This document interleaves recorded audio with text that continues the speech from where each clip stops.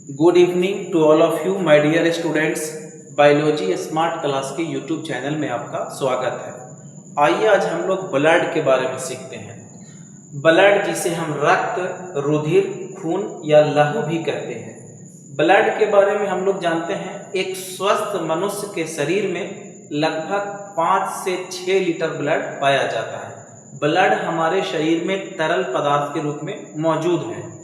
Blood जो है उसमें मुख्य रूप से दो घटक पाए जाते हैं, दो कंपोनेंट्स पाए जाते हैं, जिसे हम प्लाज्मा और ब्लड सेल कहते हैं। पहले हम प्लाज्मा के बारे में जानते हैं। प्लाज्मा जो है वो लिक्विड यानी तरल पदार्थ के रूप में मौजूद होता है और ये ब्लड का 55% भाग होता है।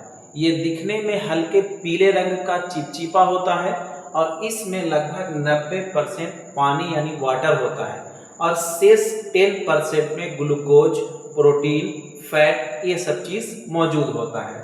तो प्लाज्मा जो है एक लिक्विड तरल पदार्थ है जो हमारे शरीर में मौजूद ब्लड सेल को चारों ओर घुमाने में मदद करता है। अब हम लोग आते हैं ब्लड सेल। ब्लड सेल जिसे हम रक्त कोशिका कहते हैं, ये हमारे शरीर में 45% मौजूद है, कुल ब्लड का 45%। ब्लड सेल मुख्य रूप से 3 प्रकार के होते हैं, जिसे हम RBC red blood cell, WBC white blood cell और प्लेटलेट्स कहते हैं। सबसे पहले जानते हैं आरबीसी क्या है और ये कैसे काम करता है।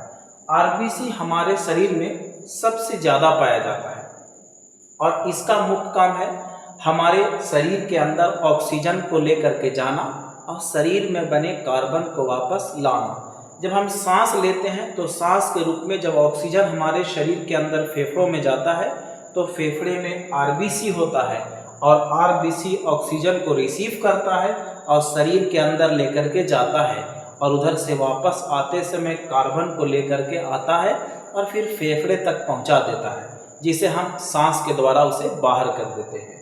अब आते हैं डब्ल्यूबीसी।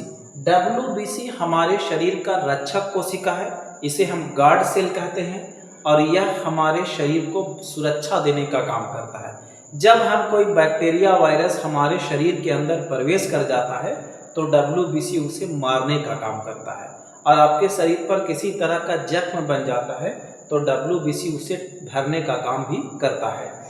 डब्ल्यूबीसी जो है इसकी संख्या ब्लड में सबसे कम होती है, लेकिन इसमें सबसे ज़्यादा दम होता है। ये काफ़ी पावरफुल चीज़ है। अब आइए हम देखते हैं प्लेटलेट्स के बारे में। आपका शरीर का किसी भी भाग को कट जाने पर रक्त का बहाव लगातार होते रहता है, लेकिन उस रक्त को प्राकृतिक रूप से रोकने के लिए शरीर में प्लेटलेट्स पाया जाता है। यह शरीर के किसी भी भाग को कट जाने पर रक्त को थक्का जमाने में मदद करता है। आई होप कि मेरा वीडियो समझ में आ गया होगा। हमारा वीडियो देखने के लिए बहुत बहुत धन्यवाद। Thank you.